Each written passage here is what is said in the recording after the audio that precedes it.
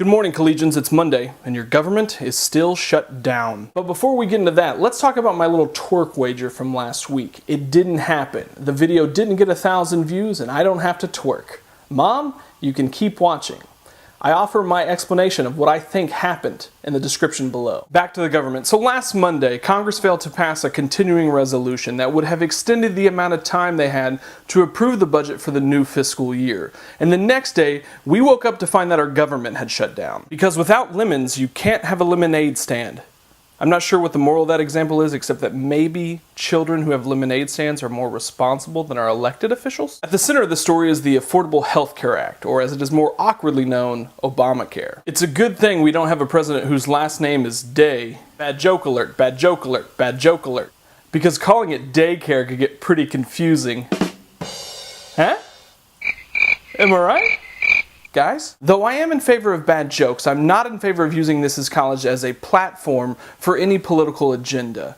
And really, we don't even need to make it a partisan issue, because on one side you have Democrats saying, "This is all because you're stubborn. It's your fault the government's shut down. I'm Batman." And you've got Republicans on the other side saying, "We will not stand for bad policy.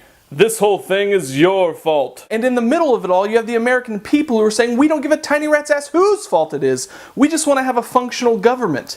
Because that seems kind of important. If you're relatively uninformed about the shutdown and what it means for the country, Hank Green did a great job of explaining it in a recent video. The Vlogbrothers also launched a new channel called Healthcare Triage, which is dedicated to explaining the particulars of the Affordable Health Care Act in the simplest terms possible. I will include links to both in the description below, or as John Green calls it, and I intend to steal, the doobly-doo. This whole shutdown ordeal has exploded into the absurd. One good example of this came on Tuesday when Google celebrated the 123rd birthday of Yosemite National Park with a special doodle design. But because of the government shutdown, the park was forced to close. Sorry, Yosemite.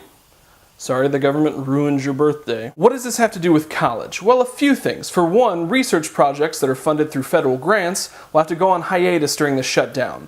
Some veterans might be waiting a while to have their request for financial assistance processed, and it required special permission from the Secretary of Defense for the Air Force, Navy, and the Army Boston College football games to go on as scheduled. So glad that he was around to make that important national decision. But more critical than all that, members of Congress are setting a terrible example for everybody on how to deal with conflict. And that includes college students. People like me who work in higher education often say that we are in the business of developing good citizens. That it's not just about the material you learn in class or the degree that you receive at the end, but that you go on to become positive contributors to society. But it's really hard for us to make that case when those at the peak of good citizenship, the people we have elected to represent us and lead our country, can't seem to act like grown-ass human beings and refuse to play nice with each other. It should go without saying, but if you disagree with a professor over a grade you received and you have been unsuccessful in convincing him to change it, you deciding not to go to class to teach him a lesson will not work out in your favor. So if you can't do it, then why do members of Congress think it's a good idea?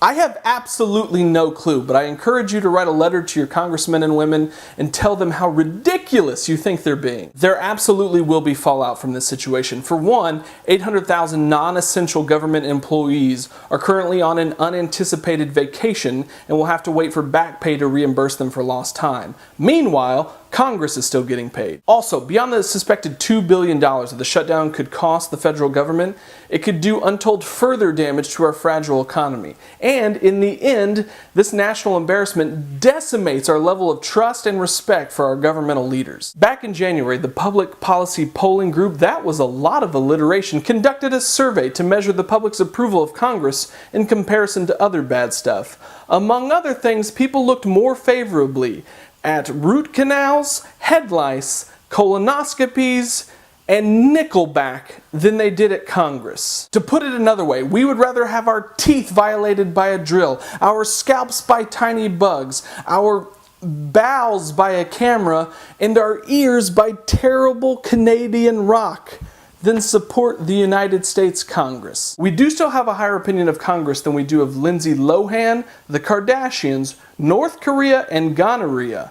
But that was before the government shut down, so who knows how that's changed. Gonorrhea could have mounted a comeback. So get your act together, Congress.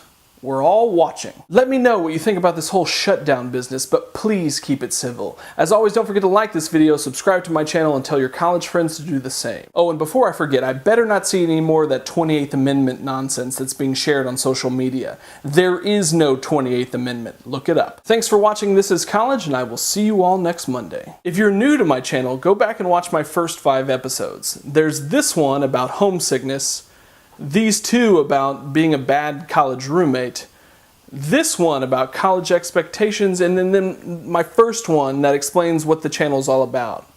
I have no idea if I'm getting any of this right. My spatial intelligence isn't always great.